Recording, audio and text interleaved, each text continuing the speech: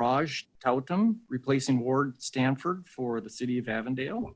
Welcome. I also understand this is Kathy Hollow's last meeting, so we want to thank her for her service here with this committee. So she has been a longtime member representing Tempe. So miss you, Kathy.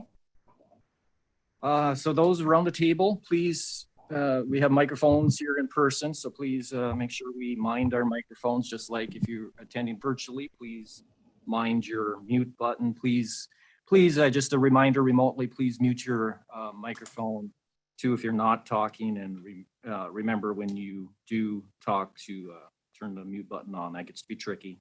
And everybody in person too, same way, please remember to turn that microphone on, sit closer to the microphone so everybody could hear you for the benefit of business with this meeting. Let's see. And just a reminder too on the phone, if there's anybody by chance with the phone, remember use *6 to mute, unmute, and *9 to raise your hand. All right, got quite a few administrative items here. So the MEG public comment process provides opportunities for members of the public to comment on items scheduled to today's agenda or items that fall under MEG's jurisdiction. 3 opportunities are provided for public comment, including call to the audience, the consent agenda, and action items to be heard. MEG also provides the opportunity for members of the public to submit written comments via the MEG website prior to the meeting, as long as those comments are received at least 1 hour prior to the posted start time for the meeting. If you would like to comment at today's meeting, please fill out a white request to speak card located on the information table in the hallway. Please be sure to indicate the item for which you want to speak and give it to a designated MEG staff person. If you parked in the garage, remember to validate your ticket. Validated stamp is right inside the counter in the Ironwood room, in the meeting room here. For those who purchased a transit ticket to come to the meeting, please see staff for a ticket. Please note that hearing assisted devices are available from MEG staff. All right, we will now begin the meeting with a roll call of members. And Mohammed, can you do that, please?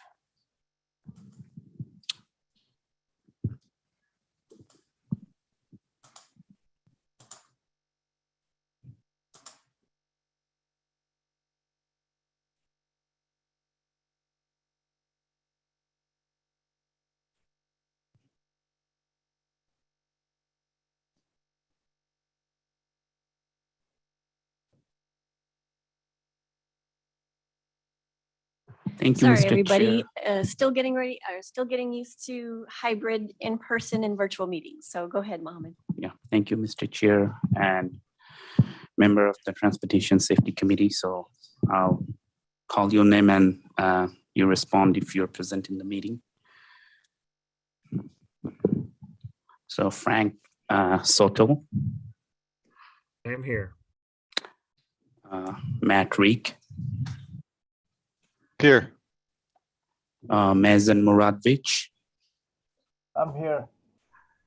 Carrie Osborne. I'm here. Dana Oziani. I'm here. Carl Langford. Here. Nick Russo. Here.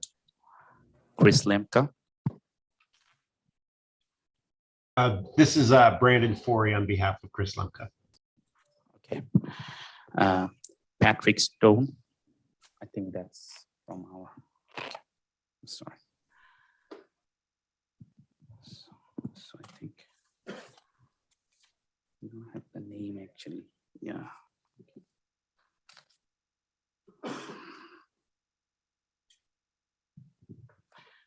Okay, Raymond Hewang. I'm here. Tony Abel. Present. John Willett. Present. Ryan Hudson.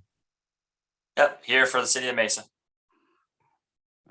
Raj Thoram. I'm here. Catherine Hall. I am here today. Last time, I think. Jan Martin. Here. And Tara Harmon. Present.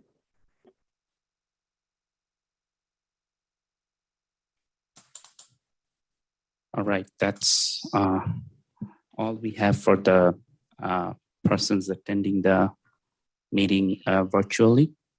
Margaret? Did we miss anybody? Town of Florence, Chrysalis. Thank you, Chris.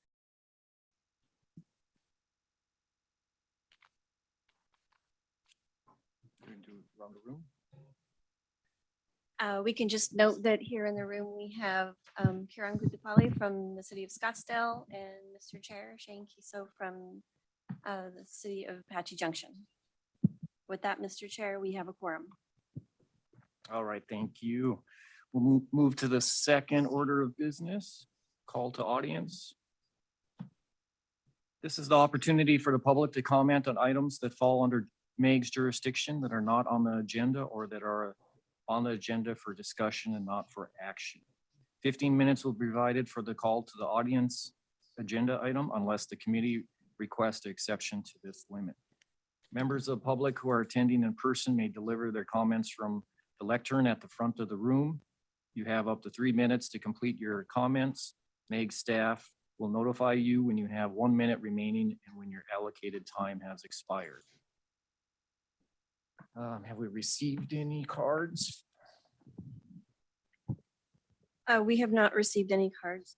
No comments for this item or any other item. All right, thank you.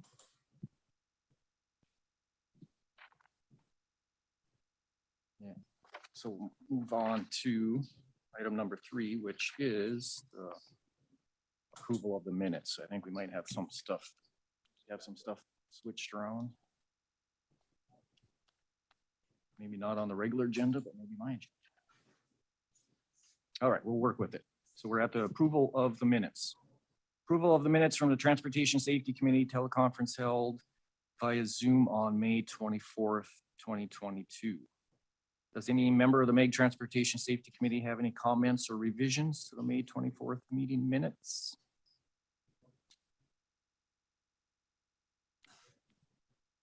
All right, I don't think I'm hearing any. So can I have a motion to recommend approval of the May 24th, 2022 meeting minutes?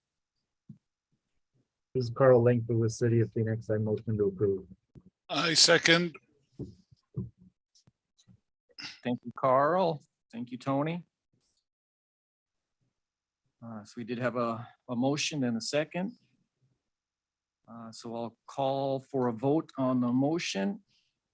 Please, if you are in favor, say aye. Those opposed, say no. And if you abstain, please indicate such that you abstain. Mohammed, will you take a roll call for the vote for the minutes?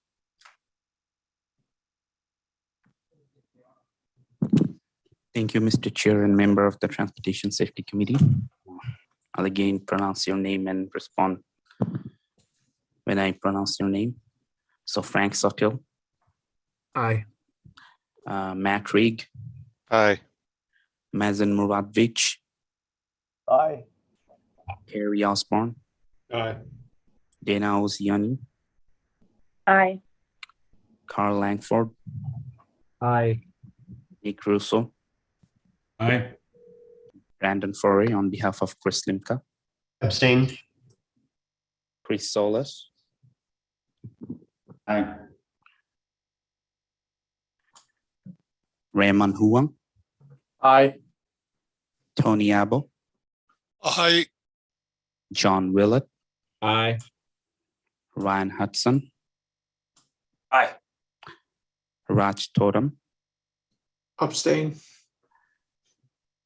Catherine Hollow. Aye. Jan Martin. Aye. Tara Harmon. Aye. And we have in person Kiran. Abstain. Mr. Chair, Aye. that ends the roll call. Thank you.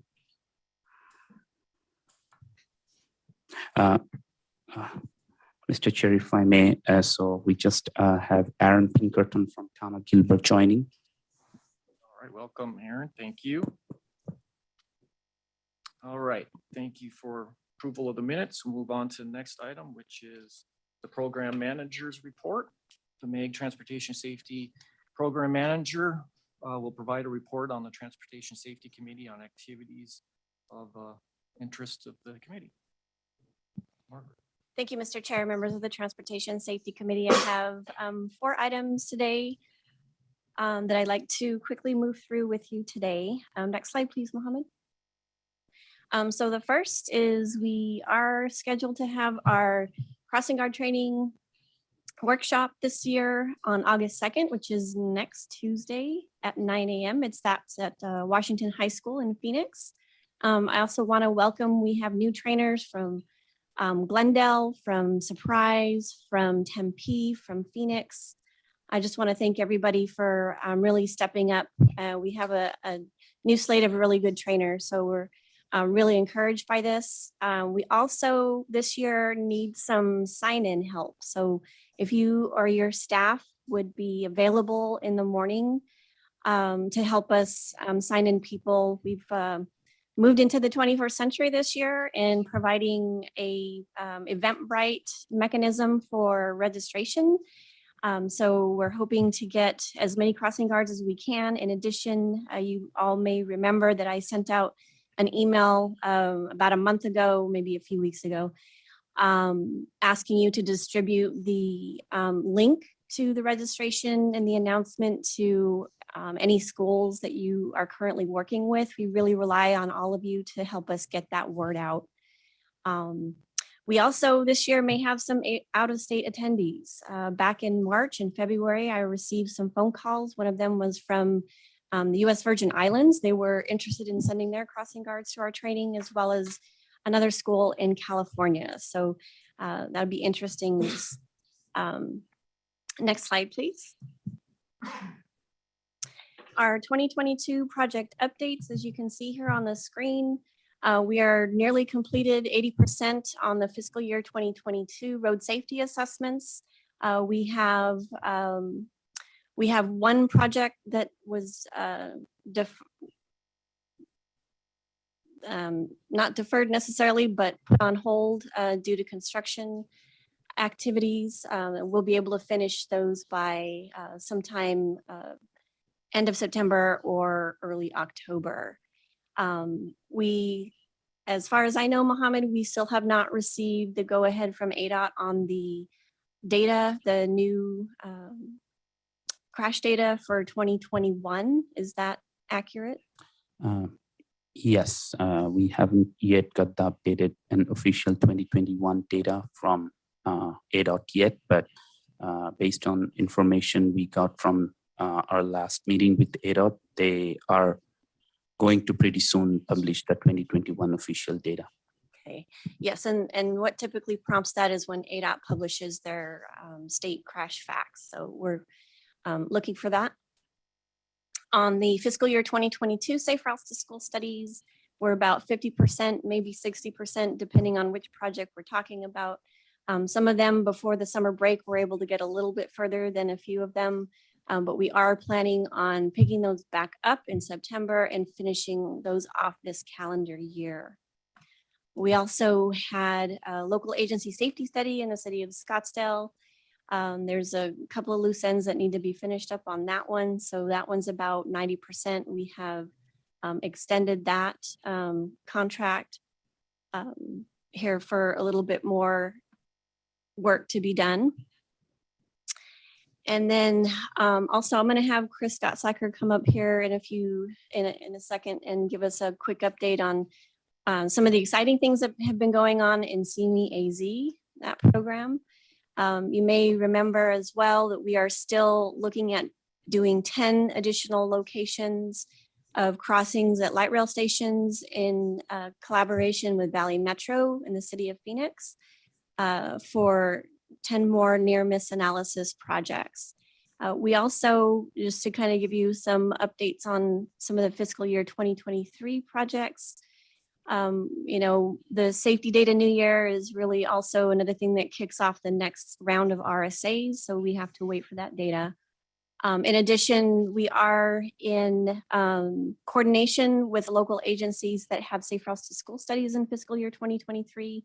MAG staff has already started coordinating the scope of works for those. So we're also hoping to get those getting started here in September. And with that, I'll let Chris give his brief update on CME AZ. Thank you, Margaret, and members of the Transportation Safety Committee. As Margaret mentioned, we have some very exciting progress to share with you all. We have 3 radio scripts that were developed, both in English and Spanish, and those are on your normal FM radio stations. We have I believe the top 5 radio stations they're being broadcast through, and they turned out really, really well. And we are slated to, or we're just beginning the production process for 3 video ads as well. So those will be 30 and also 15 seconds for social media use as well. And those should be ready for us to review in probably 4 or 5 weeks. So in September, we will, beginning of September, those will start going live on our advertising platforms. So super excited about that. And then also want to remind our member agencies that we are always looking to partner to find creative ways to share the messaging of CME AZ. Fountain Hills just reached out to us, and we were able to provide them the 30 seconds animated ad that we produced last year. So they're going to be running that on their channel 11. So for that video and the other video ads, we will be able to broadcast on cable as well. So I'm very excited about that. And I think that's all we have for CME AZ. Thank you, Margaret. Thank you, Chris. Next slide, please, Mohammed. So this is another fiscal year 2023 project that we're very excited about. This is the Safety Implementation Toolkit.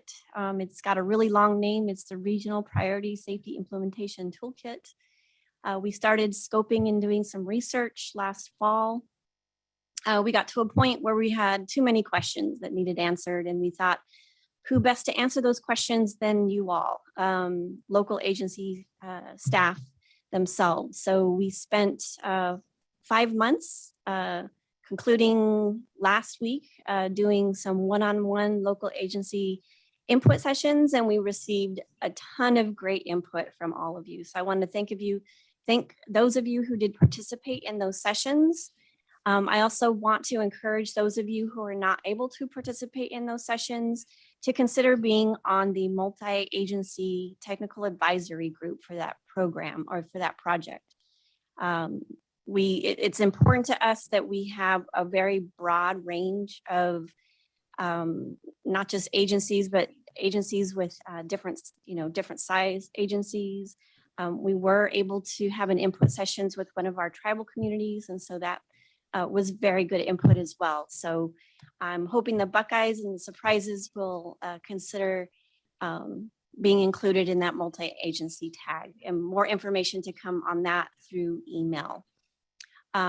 So now that we have all this input from the sessions, we're going to be completing the scope of work and the request for proposals, and hopefully getting that out in September or October of this year. And then we'll move on with consultant selection and hopefully get this project started in the spring or early summer next year. Next slide, Mohammed. So Highway Safety Improvement Program update. If you submitted an application, you're aware that ADOT pushed back their date for submittal. We did receive applications from MAG member agencies on May 31st. Those were draft applications that are required. ADOT goes through a review process. It's mostly taking a look at the cost estimation. It's not for eligibility at this point yet. However, there may be changes that need to be made to those applications. And those are due August 23rd. Actually, prior to August 23rd, On August 23rd, we're going to be having a special Transportation Safety Committee meeting in which we'll hear presentations for the projects that were submitted and have a potential action item for the committee to recommend a list of projects to be, project applications to be sent to ADOT on their August 31st deadline. So we would like to have those revised applications in by August 15th. And that's so we can coordinate the presentations that are going to be given at the August 23rd meeting. Next slide, please. Chair, Go back. Margaret, a quick question on that. Did you hear anything back? I know Scottsdale has an application in the work that we submitted.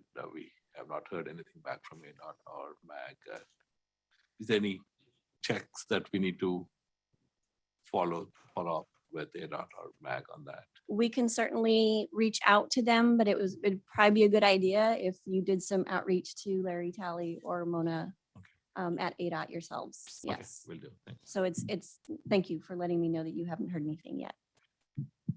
Good point. And I believe that concludes my report, Mr. Chair. All right, thank you, Margaret. That was great news. We'll always look forward to your program reports, and thank you too for those people that volunteer your time. I know sometimes that time is hard to come by, so thank you for that with the crossing guards as well as these other subcommittees that Margaret just talked about. So if you have any other questions, feel free to email Margaret after the meeting if you have any other questions with her report. So doing so, we'll move on to item 5, which is the second project deferral request, Maricopa County fiscal year 2022 and 2023 Safe Routes to School Support Activity Project, Solano, Tumbleweed Elementary, and Eagle College Preparatory School. Federal Highway Administration funding allocated to the MEG region is programmed in accordance with the MEG Federal Fund Programming Guidelines and Procedures, which were approved by the MEG Regional Council on June 24th, 2015. The guidelines require that project modifications are reviewed and recommended by approval by the Modal Technical Committee from which the project was first programmed. MEG staff will provide a review of the fiscal year 2025 TA Safe Routes to School funding programming process. The representative from the city of Goodyear will provide a brief presentation on the funding request. Sorry, correction, that would be the Maricopa County. Maricopa County, brief presentation on the funding request. Do we have the presenter ready to speak? Yes, next slide, please, Mohammed. So this project was for Maricopa County Safe Routes to School Support Activity, as Mr. Chair mentioned. The first deferral was completed in August of 2021, in which they swapped Montebello for Solano Elementary in January of 2022. And I invite Don Cross, who's a representative from Maricopa County, to speak on this item. Next slide. Hi, thank you for having me, Margaret. Due to staffing constraints, that the funds wouldn't be used sufficiently, we asked for a deferment on this. And it allows us to fund the Safe Routes to School program coordinator in the 22 and 23 school calendar years. The schools affected will be Solano, Tumbleweed Elementary, and Eagle College Prep. There's no change to the funding amounts that were requested.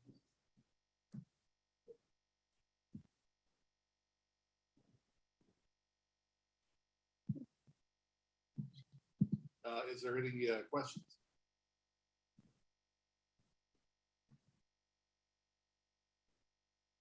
This is Kiran with the City of Scottsdale.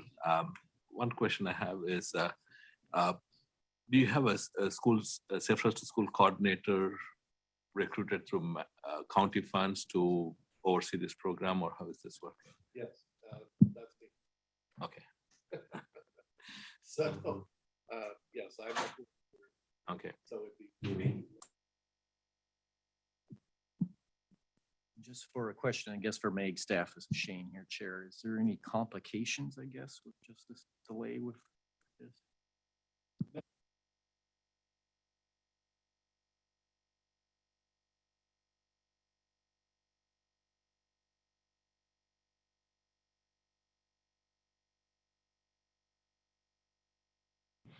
As far as the difficulties, the deferral itself puts in motion the ability for MAG to be able to authorize or coordinate authorization of those funds between ADOT and the local agency, in this case, Maricopa County. So this action today is actually facilitating that, yes. All right, any further questions or discussion? All right, I don't think I'm hearing any. So do we have a motion to recommend approval of the second deferral request for Maricopa County Safe Routes to School Support Activity, which is MMA 21-803 and MMA 22-801 for the funding year fiscal year 23 and fiscal year 2024. Motion to approve. This is Raymond with China. This is Kiran Guntupalli with the City of Scottsdale. I second the motion to defer the deferral request. All right, we have a motion for Raymond. Thank you. And Karan, a second. Let's see. Looks like we're gonna have to do a voice vote for those in the room. So let's do that first. So those in favor say aye and those opposed say nay. Aye. All right, Mohammed, will you do a roll call vote for those members participating virtually? Sure. Thank you, Mr. Chair and member of the Transportation Safety Committee. I'm gonna call your name and respond as your name is pronounced. Ward Stanford.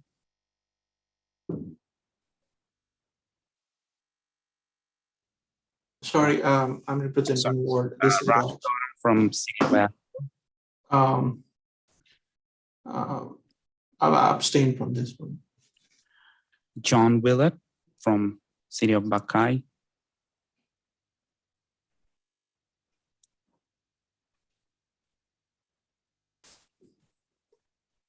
John Willett. Sorry, I couldn't hit mute fast enough. Aye. Nick Russo from Elmerich. Aye.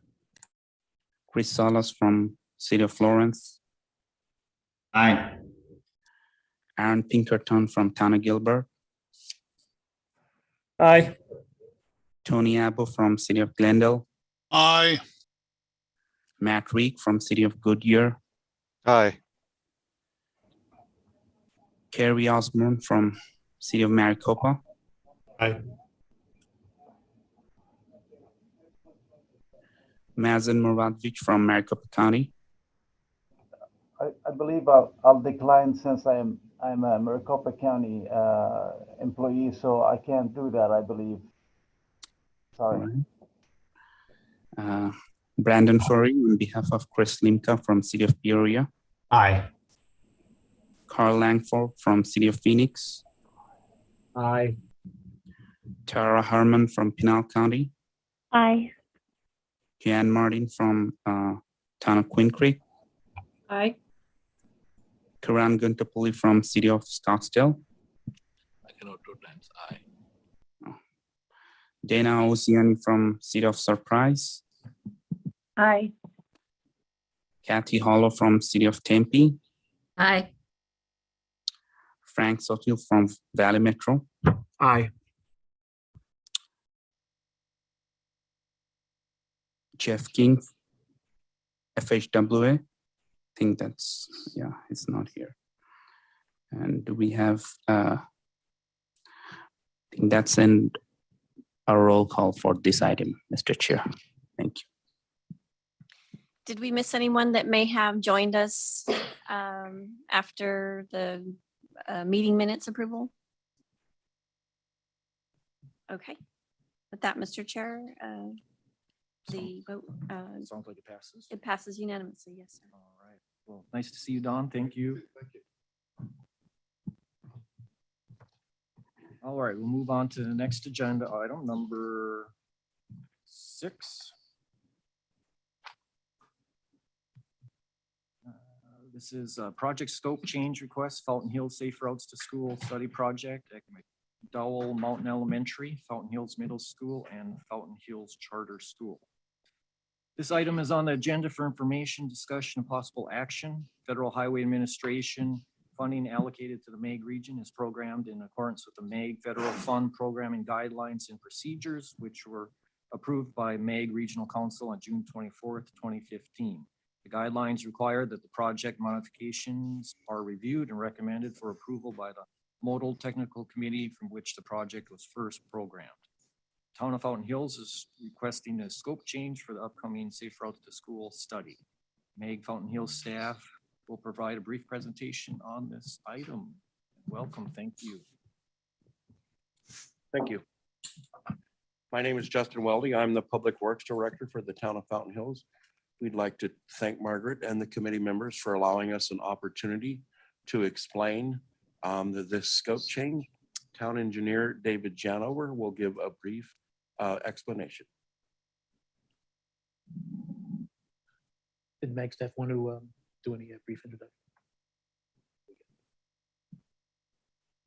Just really quick, just speaking to this. So the original Safe Routes to School study in the town of, the town of Fountain Hills was approved in January of 2020.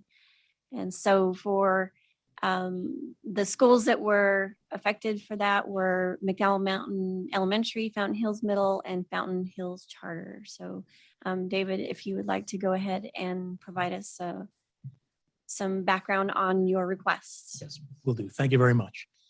Pleasure to be here. Thank you for hearing us today. One of the schools that you just mentioned was the Fountain Hills Charter School, and that was permanently closed in 2021. It did not open for the 2021 to 22 school year due to low enrollment. It was not sustainable, so they are no longer in business. So what we would like to do, and our request is to replace the closed school with the Fountain Hills High School, which houses grades 9 through 12 with an enrollment of 500. Now that high schools are allowed under the Safe Routes to Schools program, this would be very beneficial for the town and for the Fountain Hills School District, as this closes out all of the schools that are within the district.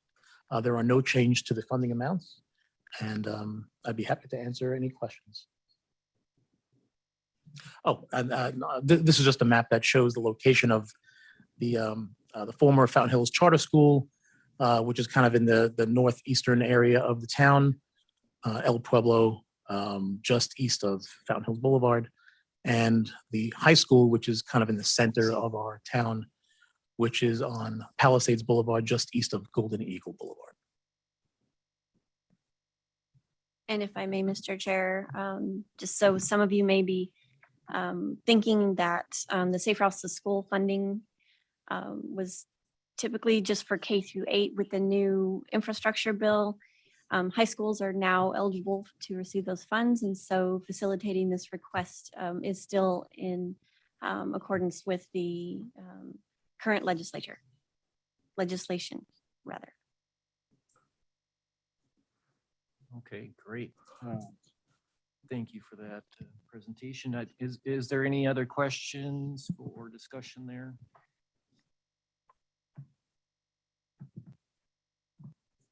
All right, I'm not hearing any. I think it's a great switch, great opportunity for the high school. So thank you.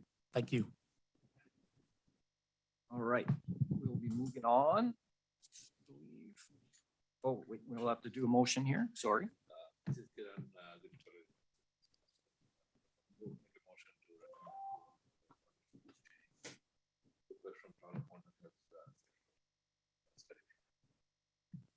Thank you, Kieran. That's primary motion. Do we have a second? This is Kiran. I'm sorry, my mic was muted, but I made a motion to recommend approval of the project. So sorry. Do we have a second? I'll second. It's Kathy Hollow. Thanks much, Kathy. So we have a first, second. So we'll move on to, I think we have to a vote in person here, voice vote. So those who say aye, those who say no. Go ahead and make that vote. Aye. Aye. Mohammed, will you do the roll call vote on the members participating virtually? Thank you, Mr. Chair and member of the Transportation Safety Committee. I'm gonna pronounce the name and respond to the motion. Raj Thorum from City of Avondale. Aye. John Willett from City of Buckeye. Aye. Raymond Huang from City of Chandler. Aye. Nick Russo from City of El Mirage. Aye. Chris Solos from Town of Florence. Aye. Aaron Pinkerton from Town of Gilbert. Aye. Tony Abel from City of Glendale. Aye. Matt Reek from City of Goodyear. Aye. Carrie Osborne from City of Maricopa. Aye. Mazen Muradovich from Maricopa County. Aye. Ryan Hudson from City of Mesa. Aye. Brandon Furry on behalf of Chris Limka from City of Peoria. Aye. Carl Langford from City of Phoenix. Aye. Tara Herman from Pinal County. Aye. Jan Martin from Town of Queen Creek. Aye. Dana Oziani from City of Surprise. Aye. Kathy Hollow from City of Tempe. Aye. Frank Sopil from Valley Metro. Aye. Did we miss someone who's online? If not, that concludes the roll call for this item, Mr. Chair. All right, that sounds like a substantial amount of yes votes for our passage. So thank you. Thank you, Fountain Hills. Thank you very much for your consideration. All right, with that, we'll move on to item 7. This is the MAG 2022 Roadway Safety Program Annual Report. This item is on the agenda for information, discussion, and possible action. In September 2019, the MAG Regional Council approved the new Roadway Safety Program, RSP, to be administered by MAG as a supplement to the Highway Safety Improvement Program. The MAG RSP is currently programmed through fiscal year 2023, and with approximately $2 million available in each fiscal year through fiscal year 2024. Projects programmed in the fiscal year 2020 through 2023 are at various stages of completion as reported in the project progress report submitted by lead agencies by the June 9th, 2022 deadline. MAG staff has compiled information from the RSP progress reports and will provide a presentation on this 2022 RSP annual report. Margaret, are you starting us off? I am. Thank you, Mr. Chair, members of the Transportation Safety Committee. Thank you for the opportunity to provide you a report on this year's fiscal, or not fiscal year 2022, I'm sorry. Calendar year 2022 Roadway Safety Program Annual Report. Next slide, please. So as you can see here on the screen, and those of you who are new to this committee may not be aware of this safety funding program. Mr. Chair, you described it very well in that it's we initiated this to supplement HSIP to improve the safety conditions of our roadways in all areas from rural to dense urban. And we developed this program to address these critical regional funding needs in the near term. So back in 2019, the MAG Regional Council approved the program. We subsequently had calls for projects in October 2019 that covered fiscal year 2020 and 2021.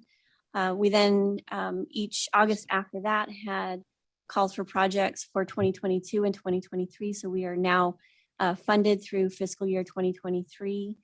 Those projects from the last cycle were placed in the TIP in January of 2022.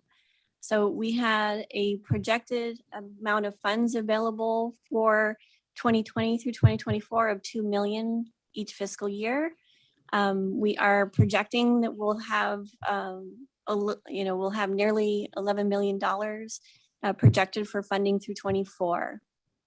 And thus far, we've had 27 projects and 9 agencies funded through 2023 for an actual amount of $8.6 million. Next slide, please. Not really new this year. Last year's annual report, we only had one project to report safety performance. Something to note here is that local agencies that receive this funding are required to report a minimum of 3 years for the after, so we can gauge the performance of the location that was improved. So as you can see here, these were agencies that have at least 1 year, 1 full year of crash data available at their location from the time that it was the improvement was put in service. I would like to also note that Gilbert, the numbers that you're going to be seeing for the Gilbert project, they actually had 2 years for 2 full years of crash data available. So as you can see, we had Gilbert and Ray Road improve left turn sight visibility, or improving negative offset to positive offset. For Glendale, the Northern Parkway, they had the cable barrier project, also in Glendale at Northern and 63rd Avenue, to install a traffic signal. Scottsdale and Palm, an enhanced pedestrian crossing, or HOC.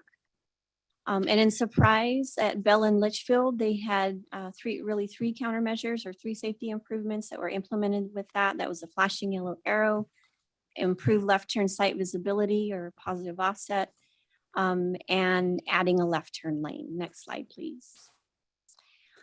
So as you can tell in attachment 1, all of this information is in one location. We thought we'd break it up so it'll be a little bit more clear for our presentation today. So as you can see, the Gilbert project at Ray Road and Gilbert Road, the before, and this is all information that was put into their application for requesting funds. The crash reduction factor for the improved left turn sight visibility was 36%.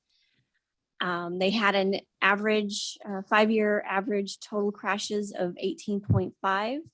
Of course, the crash type they were improving was the left turn. And what they were reporting for their 5-year average for the crash type or for the left turn was 3.2. So for the cable barrier, again, the crash reduction factor, as noted in the FHWA crash modification clearinghouse, is 53%. Their annual average was 1.4 of total crashes, and their single crash type that was being addressed by the cable barrier implementation was 0.2. For the traffic signal at Northern Avenue and 63rd, the crash reduction factor is 31%. 5-year total crashes they had was 11.8, and the crash modification factor reported to or demonstrated to address all crash types, and they reported 3.8. For the Scottsdale Road and Palm Lane, the enhanced pedestrian crossing, or HOC, the crash reduction factor is 57%. They had before 5.8 total 5-year average crashes, and the pedestrian crashes were 0.2 for the 5-year average. And then finally, the Surprise project at Bell and Litchfield Road, for the 3 countermeasures you can see there split out, and the flashing yellow arrow is 19%, the improved left turn sight visibility is 38%, and adding a left turn lane is 20%. At this location, they had 30.2 5-year average total crashes. Obviously, for the flashing yellow arrow and the improved left turn sight visibility was addressing left turn crashes where they had 1.6, and then the all crashes addressing which the additional left turn lane addresses, they had 4.6. Next slide, please. So on this slide, we're showing the after. So for the Gilbert and Ray Road as well as Northern Parkway, Northern Avenue and 63rd Avenue, Scottsdale Road and Palm Lane, as well as the Bell and Litchfield Road. They all showed improvements for the crash type that the implementation was demonstrated to improve from anywhere from 13% all the way up to 100% for the Northern Parkway cable barrier. I do want to note on the Northern Parkway cable barrier, the city of Glendale did have reports of, I believe it was 7 instances where the cable barrier was hit and needed repair. However, there was no crash report filled out for those. And so, what one could say that this is a really good example of how this implementation improved that location. I do want to note that for the Bell Road and Litchfield Road, for the total crash percentage, this did increase. However, we are really trying to advance a safe system approach, and within that, total crashes may increase while fatal and injury crashes decrease. So total crash reporting includes all types and severities. Next slide, please. So for project status for 2021, fiscal year 2021, we have 1 El Mirage project and 5 City of Phoenix projects. You can see their varied completion. The El Mirage project is 100% complete, and I believe that one they've already received reimbursement for that. And then the City of Phoenix projects, various projects are 50 to 60% complete. And Carl, you can correct me if I'm wrong, but in the reporting, it seemed like these were due to be completed sometime in early fall. That is correct. They're scheduled for this next fiscal year. Okay. Next slide, please. So for 2022 projects, we have Gilbert, Peoria, 2 Peoria projects, 2 Phoenix projects, and a Scottsdale project. At the various funding amounts that you see there and various countermeasure implementation, we have joint agency agreements have been executed for 67% of these projects. 50% of those are in design completion, and then construction is approximately 30% completion for the fiscal year 2022 projects. Next slide, please. So for the financials, you may remember on my second slide, I had noted that we are projecting the ability with this program to fund over what we had projected in $10.9 million as opposed to the $10 million that we had originally started out with. And as you can see in fiscal year 2020 through 2022, although for 2022 slightly less, we had the ability to over program in a little over $4,500 for those. This created a situation in 2023 where we only had about $1.86 million to fund, and we actually underfunded last year due to the fact that we didn't have the next project in the ranking was over the $102,000, so we underfunded in 2023. So for 2024, in this last cycle for the RSP, you can see that we're going to have a little over $2.3 million to fund, and that includes the $102,318 from 2023 that was underfunded, as well as some, we had some projects that came in under what they were estimated at. So we have some of those cost savings that were added for this final year, as well as one project being removed for the city of Phoenix in 2021. So this is the amount that we have, and I believe we have Patrick Stone today. If you have any questions specific to the projected or actual financials here.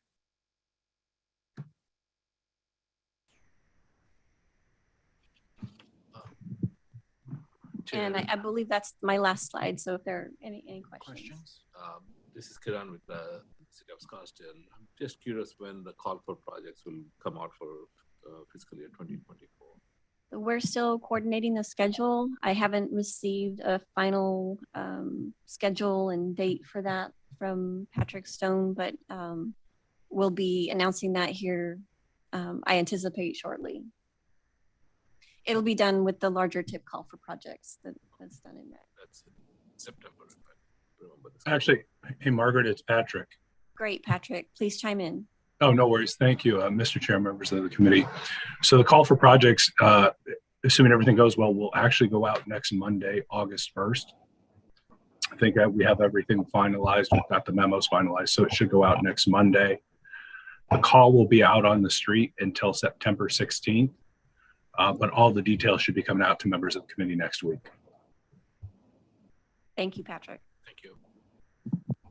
This is Mazen Muradovich from McDowell. I got a question, please. Mr. Chair and Margaret, if you don't mind. Could you go back to the slide for the after studies, please, on those implementation? Yeah, right here. So just curious to know what is the time frame involved in the data collection for the after study. I see that, for example, the cable barrier showed that there hasn't been any crossover, which is a great thing. I just wanted to know what was the data collection based on, time frame wise, as far as the after study after the implementation was done, please. Yes, Mr. Chair, Mr. Muradovich, just to clarify, these are just data after the implementation was put in place. So it's not an after study necessarily. Sure. MAG is planning on doing after studies on all of the projects that receive the RSP funding. But the time frame is simply the agency's reporting of 1 full year of crashes after the safety implementation was put in place. Yeah, thank you for that. I appreciate it. Just wanted to know. And then does the city intend or the MAG intend to follow up and find, see the situation after a year or two or more? Right. So as I mentioned earlier, local agencies that receive funding are to report. Right now, the policies and procedures just say 3 years, but we are looking at extending that to 5 because we had 5 years of data that we took prior for the actual application. So we want to compare apples to apples, and we will be coming up with a methodology for those after studies, Mazen. So stay tuned on that. Thank you. Very good. I'm very interested to know that. So thank you very much for that, for your response on that. All right, any other questions from committee?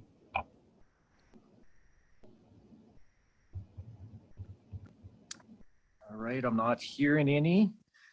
So if I could get a motion to approve the MAG 2022 RSP annual report. Do I have a motion?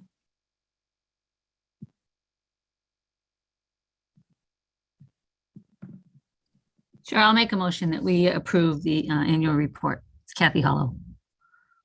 Thank you much, I Kathy. second that. Mazen Muradovich from McDowell. I second that. All right, thank you, Mazan. So we got 2 primary seconds, so we'll have to do a voice vote here in the room. For those in favor, say aye, and those opposed, say nay. Aye. All right, Mohammed will do the vote online. Appreciate it. Thank you.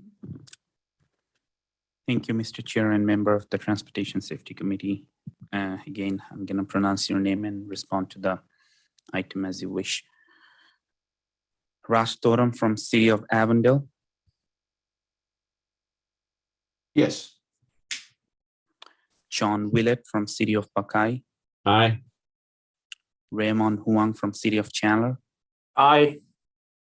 Nick Russo from City of El Mirage.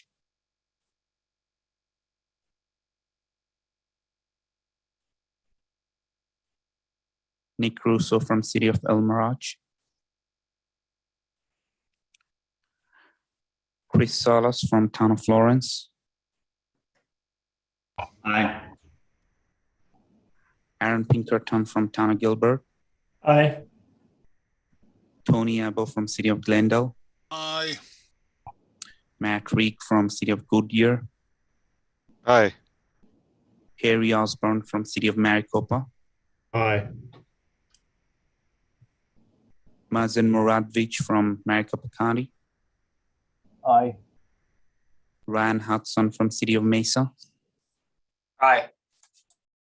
Brandon Forey on behalf of Chris Limka from City of Peoria. Aye. Carl Langford from City of Phoenix. Aye. Tara Herman from Pinal County. Aye. Jan Martin from Town of Queen Creek. Aye. Kiran Guntapoli from City of Scottsdale.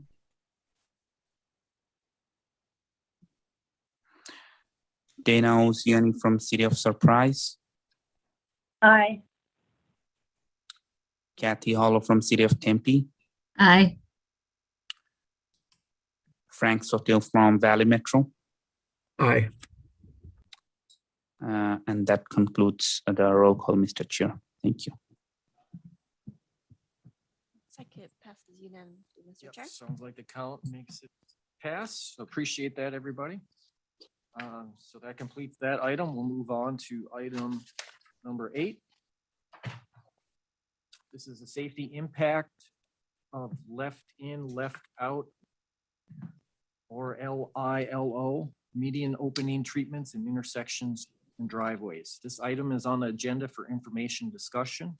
City of Scottsdale implements a left in, left out treatments at T intersections and driveways where the minor street driveway is stop controlled and the major street is free flowing. These treatments implemented on arterial roadways consist of channelizing median islands at minor streets and driveways. A team from Northern Arizona University led by Dr. Brendan Russo were tasked by the City of Scottsdale to study the safety impact of the LILO median opening treatments. Dr. Russo will provide a presentation on the findings at this study. And Dr. Russo, are you with us yet virtually? Yep, I'm here. Right, welcome, thank you. And Brendan, just so you know, logistically, we will advance the slides for you, so just let us know. Oh, okay. So I don't need to share my screen. No. Okay. All right. Well, thanks for inviting me to present here today. As was just mentioned, I'll be presenting on our analysis of the safety impacts of left in, left out median opening treatments. I'll acknowledge my co-authors on this work, David Smith and Sam Taylor, and also want to thank the City of Scottsdale and Phil Kircher for funding this project. Okay, next slide. So just a quick introduction of what the LILO median opening treatment is.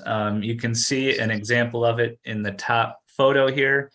So these are typically applied on arterial roads with medians. They consist of the channelizing island, which you can see in that top photo.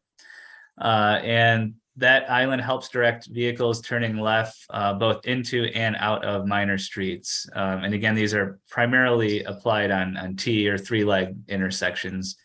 So on the bottom photo would be an example of kind of a more typical median opening. Okay, next slide.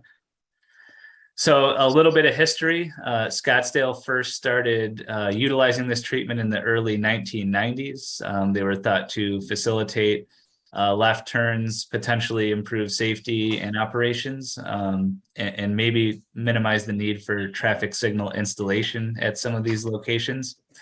And so as of 2021, there were approximately 60 LILO treatments in the city of Scottsdale. Next slide. So the motivation and objectives for this study. So anecdotally, the LILO treatments seem to perform well with respect to operations and safety. However, before this study, there had not been a detailed analysis of the LILO median opening treatment. We conducted a literature review. That review yielded essentially no results with respect to evaluations of the LILO treatment, and there were no existing crash modification factors for this treatment either. So click next to show the text. So the study objectives. First, the main objective was essentially to conduct an overall safety analysis of the LILO treatment. In other words, develop crash modification factors for the treatment. And next, the second objective was to analyze, essentially analyze how different design features of the LILO treatment might impact safety. So those are the two main objectives. Next slide. So to accomplish this, first we, working with the city of Scottsdale, identified 25 kind of typical LILO treatment sites that were relatively high volume.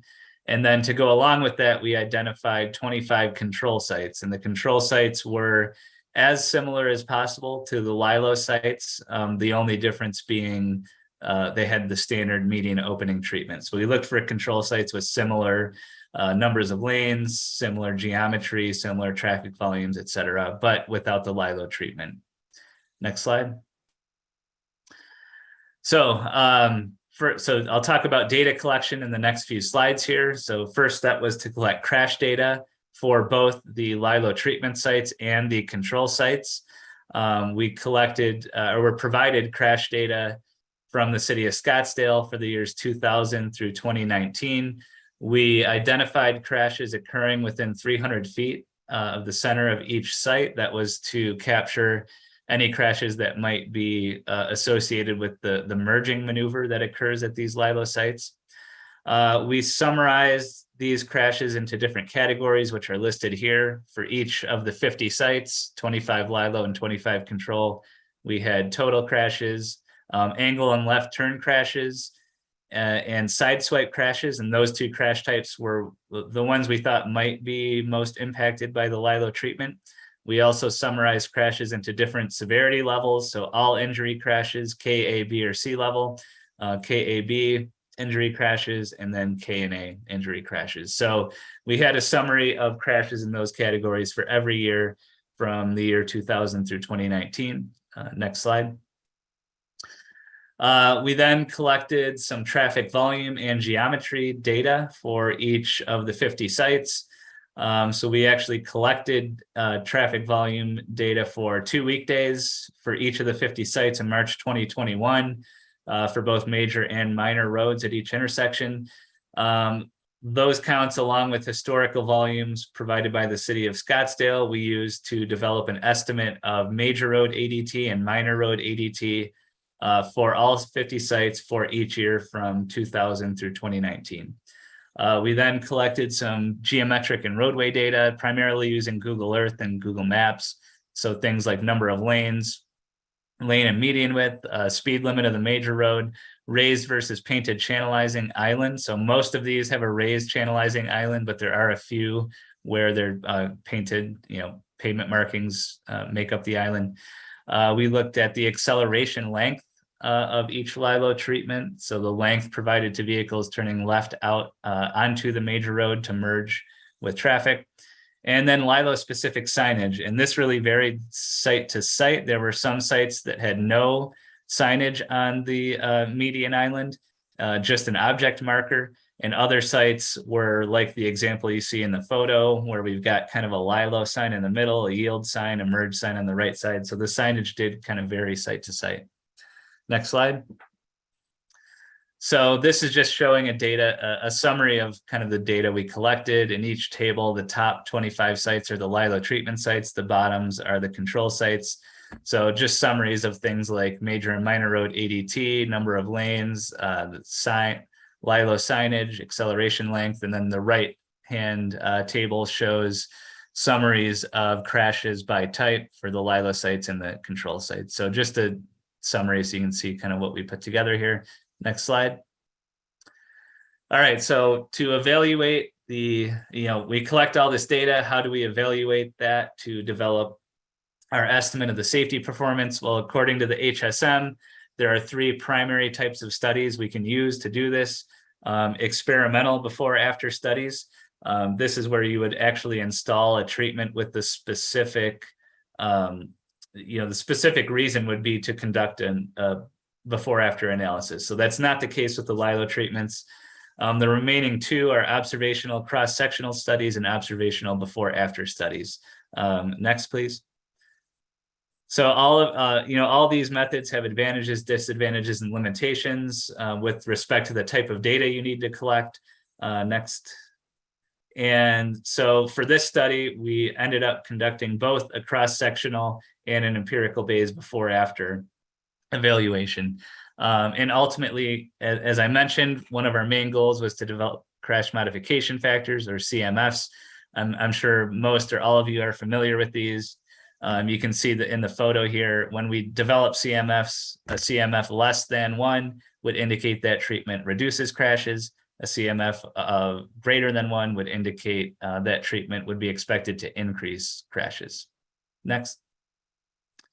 All right, so jumping into the cross-sectional analysis. So for this analysis, we used data for the years 2014 through 2019. And what we did is develop a series of negative binomial regression models. If you're familiar with safety performance functions, that's essentially what these are. So we're predicting annual numbers of crashes as a function of major road and minor road ADT.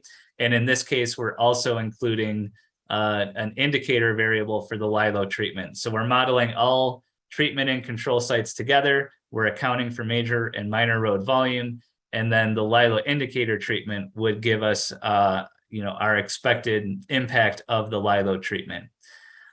So if you look at these parameter estimates in the red box, a negative parameter estimate would mean the LILO treatment tends to reduce that crash type. A positive estimate indicates the LILO treatment would tend to increase crashes of that type. So ultimately, we can use the estimates from the LILO treatment indicator and convert those into CMFs. And next slide. And that's what we have here. So this table is showing the CMS we developed from this cross-sectional analysis. So with in terms of total crashes, we see kind of a marginal reduction of 10%. For angle and left turn crashes, we see a 33.2% reduction. And for side swipe crashes, we actually see an increase. And that's not totally unexpected because the LILO treatment, we do have that merging maneuver that has to occur. And then for all categories of injury crashes, we see reductions. One note here is that of all of these CMFs, only the one for angle and left turn crashes was statistically significant at 95% confidence. So the figure you see in the bottom is based on the models we developed in the slide before. You can use those models to predict annual crashes over ranges of different volumes. And what you're seeing here are predictions for LILO sites in blue and control sites in orange. And you can see for angle and left turn crashes, we're seeing lower predictions for the LILO site as expected with that CMF. Okay, next slide. So we also conducted an empirical Bayes before-after analysis. This is generally considered the preferred method for safety evaluations when you're developing CMFs. There were a couple issues in this case, one being that the installation year of the LILO sites varied quite a bit in Scottsdale. And so there were several that were actually installed in the 1990s. In that case, we don't have data to include them in the evaluation. So we ran this analysis on a subset of 17 sites. And of those 17 sites, the install year still varied quite a bit. In the table you see on the bottom, the yellow highlighted cells represent the installation year for that LILO site. And so there are some years, some sites where we've only got 1 or 2 either before or after years of data, which is okay. The method can account for that, but it's not ideal. And so with the empirical Bayes before after analysis, we're essentially using a combination of observed crashes and model predicted crashes to come up with an expected value of crashes. And we use that to then estimate the safety effectiveness. So next slide, from the empirical Bayes analysis, these are the Cmfs that we obtained. So for total crashes, we see a similar result, a marginal reduction. Angle and left turn crashes, we actually saw a slight increase in crashes, which was unexpected, and I'll return to that note in a second. Sideswipe crashes, similar result. We saw an increase in those. And then we saw reductions in all the severity levels of crashes, similar to the cross-sectional analysis. One thing to note here is that for all injury crashes and KAB injury crashes, we did see a statistically significant result here at 95% confidence. Next. So the note about the angle left turn crashes. So we took a closer look at this and found that that result was actually driven essentially by 3 sites, all on the Frank Lloyd Wright corridor, where we saw an increase for whatever reason in crashes after angle left turn crashes after LILO site installation. And so, you know, not sure exactly what's going on there. Crashes are kind of rare and random events. So if we actually ran the analysis without those 3 sites, then we had the CMF for angle left turn crashes become 0.65 or 35% reduction, very close to the cross-sectional analysis, and significant at 95% confidence. So that's what was kind of happening with the result here. Next slide. One other, the other objective of this study was to look and see if we could determine the safety impacts of specific LILO design features. And to do that, we developed another negative binomial regression model where we included not only major and minor road ADT, but things like LILO signs, raised versus painted channelizing island, acceleration length, speed limits, and other things. And so ultimately what you note here is that the p-values, if you look at those, nothing is statistically significant, nothing even close to 0.05 or less. So with our data set, with our 25 LILO sites, we're not finding statistically significant impacts of these different design features. That's not to say these different features have no effect. We're just not able to kind of tease that out with our sample of sites. Next slide. So our main conclusions here. So based on this study, we are seeing that the LILO treatments provide a safety benefit. We're seeing significant reductions in angle left turn crashes and injury crashes between the 2 methods. Next. So in general, future applications might be considered at sites generally similar to those that we included in this study. Like I just mentioned, with our data set, we weren't able to find any significant associations with the LILO design features. The signs and acceleration lengths and things like that. I don't want to conclude that those have no effect. We just could not make that estimation with this study. Next slide. This is just an overall summary of the CMFs between the 2 different methods used, and then the ones shaded in gray are the statistically significant CMFs we obtained. Next slide.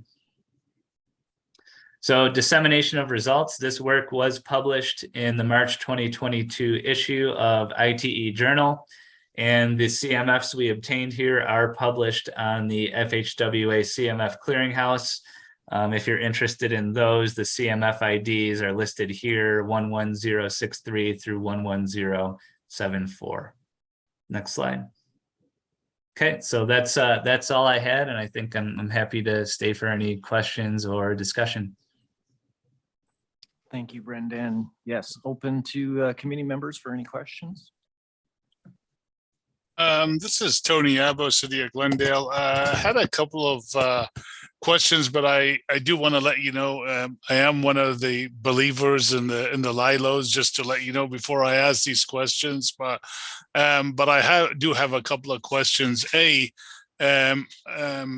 When you're designing this, I mean, I think the biggest critical part is how long and how you merge traffic back. Is your design standardized, or is it specific to a speed, or is it more, I'm curious more, because to me, I think the biggest function in all this, especially for an elderly driver, is being able to look over their shoulder to find a gap, unless you have one of the newer vehicles that will tell you, in your little side view mirror if there's a car coming or not, and to be able to look at that and your taper that you're bringing them back. I've seen some, when I used to live in the northwest part of the valley, that was close to when I owned an apartment, or when I lived in an apartment, that, depends if there was no traffic, it was wonderful. When you came out, you can merge right away. But if there was traffic and you had to come to a stop because of a platoon was coming, then it was harder to merge back into traffic if you didn't have enough of an axle lane and enough of a taper to get you back in. So I guess that's kind of where my question was, or is more related to how big and what sort of design. And the ones you saw an increase in crash, was it because it was in a congested corridor, lack of that axle lane or merge area, I should call it, however you want to call it. So Yeah. No, yeah, fair point. So that, yeah, we tried to look at that, because I don't have it in front of me, but the acceleration lengths provided did vary quite a bit, and we were expecting maybe to see the shorter lengths have higher crashes. We weren't, with our sample, we weren't able to conclude that, but we did see those increases in sideswipe crashes, which I assume is related to that merging maneuver that you're talking about. So I think, I don't know if anyone from ADOT is here. I know George is interested in this, and I want to say there might be some work going on to kind of standardize this, but I can't speak on that for sure. Okay. Thank you. Chair and Tony, this is Kiran with the City of Scottsdale. As you know, in an urban environment, the taper is also dependent on what's happening downstream. If there's more driveways or other things that are on the street, then the taper that we provide will be affected with that. So that said, there are different or varying length of storages or acceleration lanes that are provided in Scottsdale. If not for anything, this storage will act as a refuge for turning vehicles to do a two-way crossing. So they do benefit somewhat, if not an absolute protection from all crashes. So we've seen benefit from it based on this study and from our experience, and we've been using them widely in our major capital projects. Thank you. This is Raymond with Chen. I do have a question. Go ahead. So it looks like it's a really good idea, and then also the crash data and all this that support and reduce crashes. But my question is on the opposite side. So if you build an island in there, and now you're restricting the left out, how do we justify that, and how do we get the community support? Was that to me or to? Or either one, I guess. Okay. This is Kiran with the City of Scottsdale. This treatment is primarily for a T intersection, or if there is no driveway on the other side. That's where this treatment is applied. So there's no request, or there's no need for a access point on the other side is where these treatments are applied. If it's a four-legged intersection, no, this treatment will not work. So I see on page 39 on this presentations, 38, I think. 38, yeah, one more. And that's an exception? Yeah, there was one, oh, sorry. I'll talk from our data set. There was one, maybe, I think just one that was actually a four-legged intersection. Almost all of them that we looked at were three-legged, but this would be an exception to our data set. Okay. From a city's perspective, this probably has an alternate full access location, so that's probably why the community on the other side accepted that intersection to be a right in, right out only from get-go. So, yeah. Oh, okay. Thank you. And I apologize, I didn't raise my hand if I skip any line. So, Mr. Chair, we do have a hand raised from Brandon Furry from City of Peoria.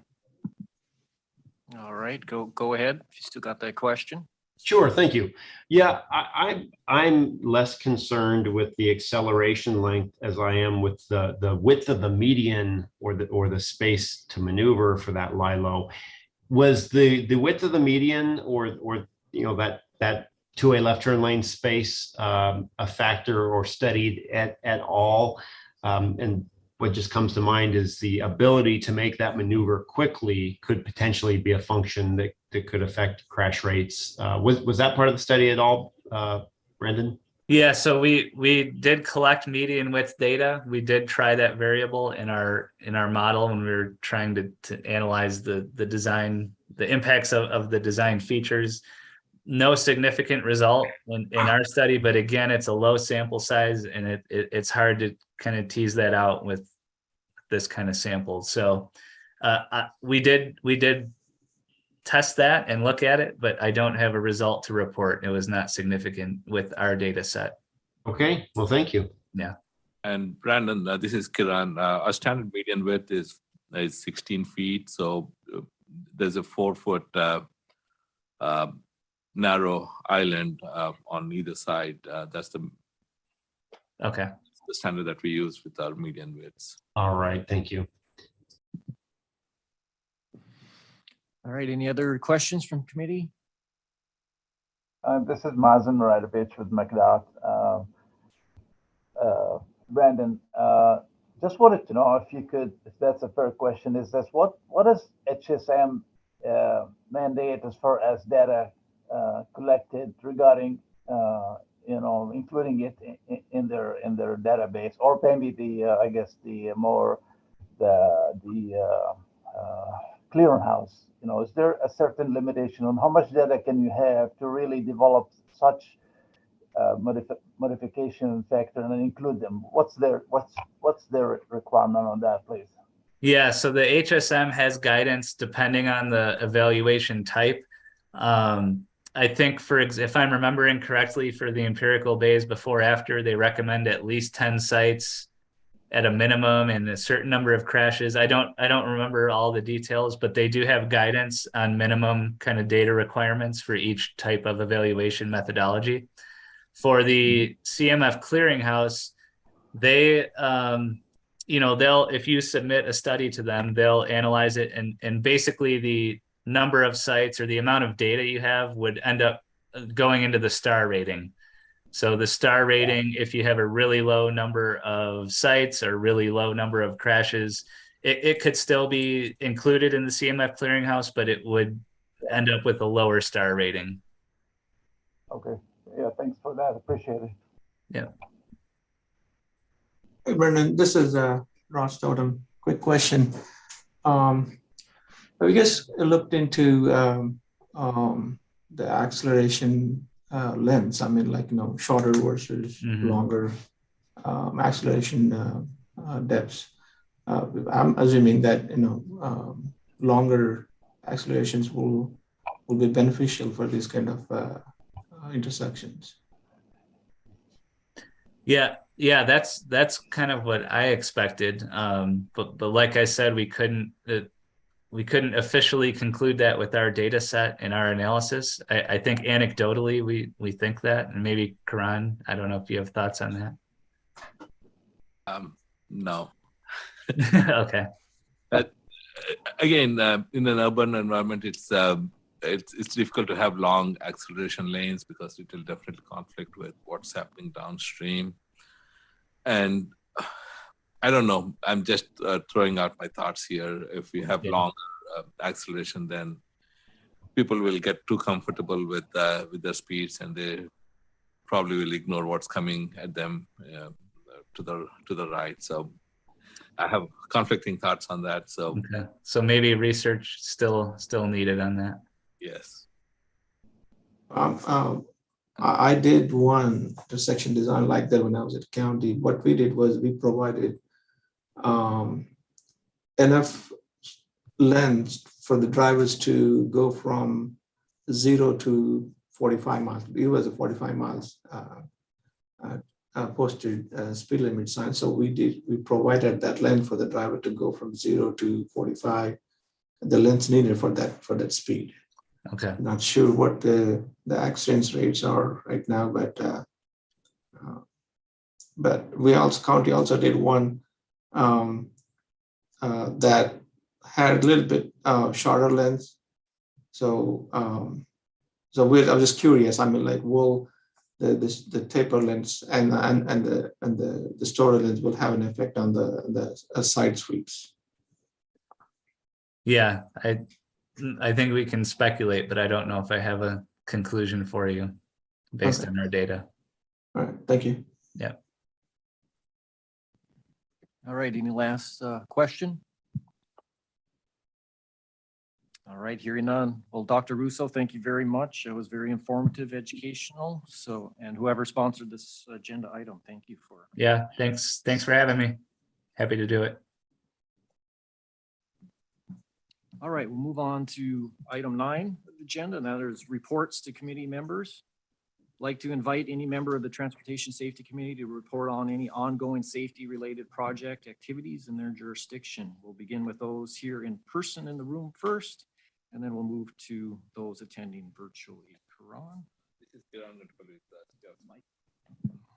This is Kiran Guntupalli with City of Scottsdale. I'm happy to report that fiscal year 2022 road safety program funded project to install Hawk at Camelback and Saddleback Trail went active yesterday. Our goal was to get it active by end of fiscal year. That was June 30th, but due to some utility conflicts, it took us a little more time. So we finally got it to active yesterday. So that's all I have to report from Scottsdale. Thank you. Staying with AJ, I have no report today. We'll next go to those virtually. So Mohammed. Thank you, Mr. Chair. I'll go by the name. Please report if you have anything to report. Raj Thoram from City of Avondale. No, I do not have anything to report. This is my first meeting, so. All right, thank you. John Willett from City of Buckeye. This is John. Nothing major to report. Just a reminder that if you plan on going west on I-10, please plan accordingly. There's a long delay because of the construction project. Thank you. Raymond Huang from City of Chandler. Nothing to report at this time. Thank you. Nick Russo from City of El Mirage.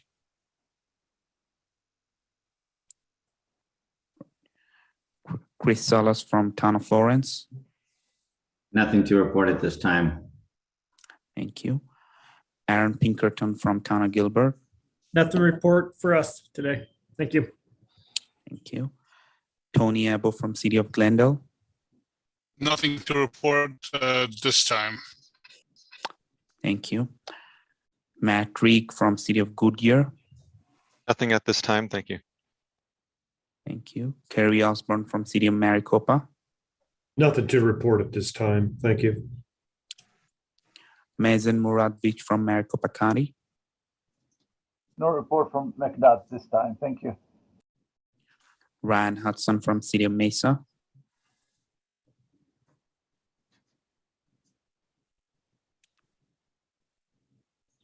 Brandon Forey on behalf of Chris Limka from City of Peoria. Nothing from Peoria. Carl Langford from City of Phoenix. Good morning, everyone. One item we do want to report on, as many of you know, we are working on our road safety action plan. We are working to get that finished up this September. And as several of you live inside Phoenix or commute in Phoenix, right now we are on our second phase of kind of community involvement.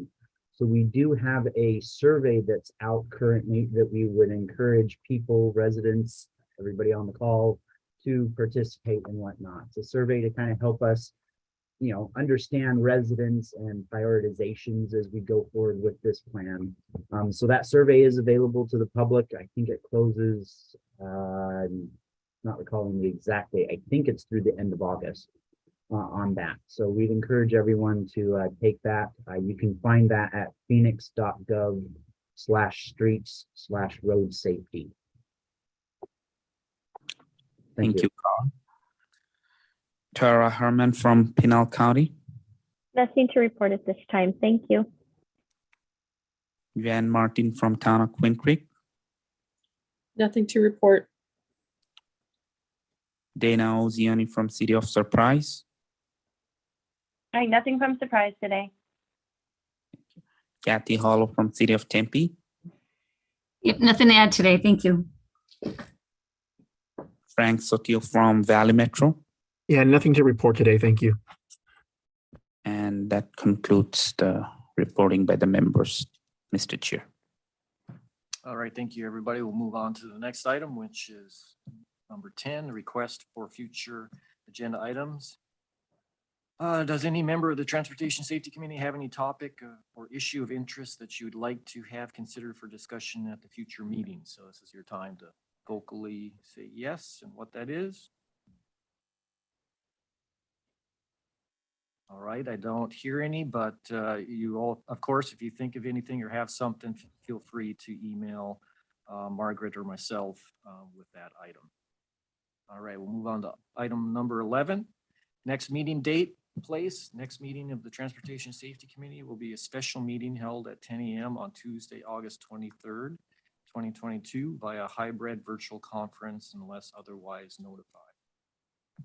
And Margaret, you have something to say here. Yeah, I just had a quick, for the August meeting, the HSIP is a bit different than the RSP evaluation. So, and we have here that it's a hybrid virtual in-person. I would just like to note that when Linda sends out the quorum call, she asks if you'll be attending in person or virtually. It may seem trivial, but it's really important to us to know if you're going to be in person or if you're going to be virtual. So if you could please let her know that when you respond for quorum. I also did want to note that for the November meeting for the RSP evaluations, we are encouraging as many of you as possible be here in the room in person for that evaluation. It is, logistically, we've been able to do it the past couple of years pretty successfully, but it is important for as many people as possible to be here in the room for that November meeting. Understanding as well that there may, for some people, they may choose to attend virtually, and that will still be an option. So just wanted to make that note. Thank you, Mr. Chair. Chair, one other item for information. Sam Taylor from City of Scottsdale, he's back working at City of Scottsdale, so he'll be representing City of Scottsdale at the MAG Transportation Safety Committee in future meetings. Thank you. All right, thank you, Margaret, for those emphasis and reminders. We'll move on to the next item, and that is just finalizing here. Next meeting date, which we just did, sorry. Now we're moving to adjournment. And it looks like I'll go ahead and adjourn the meeting, and I think it is, Meg, time is 11:35. Thank you, everybody.